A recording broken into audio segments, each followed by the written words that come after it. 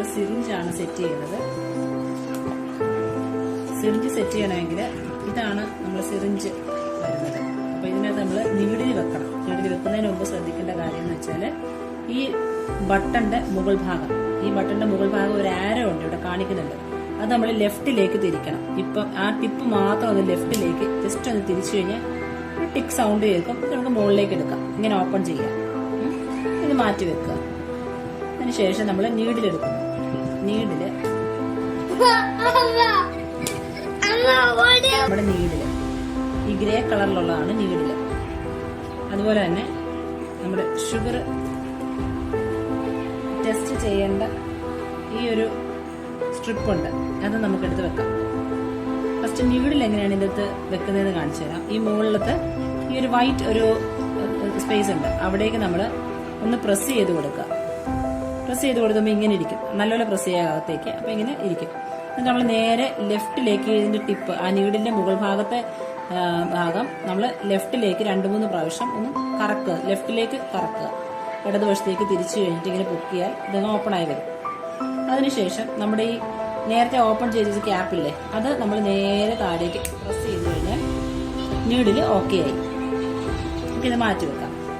പിന്നെ നമ്മൾ ചെയ്യേണ്ടത്, നമ്മൾ ബ്ലഡ് സാമ്പിൾ എടുക്കണം.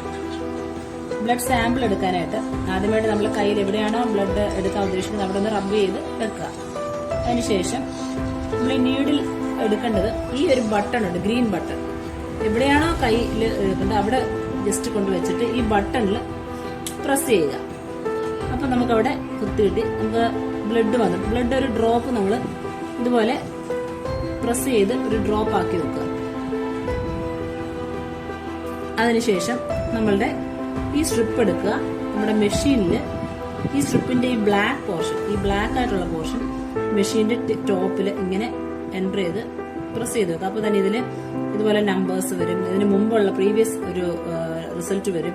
3 ഡ്രോപ്പ് 1, 2, 3 തവണ ഡ്രോപ്സ് കാണിച്ചു കഴിയുമ്പോൾ നമുക്കിത് ഇതിന്റെ സാമ്പിൾ ഇതിനകത്തോട്ട് എടുക്കാം.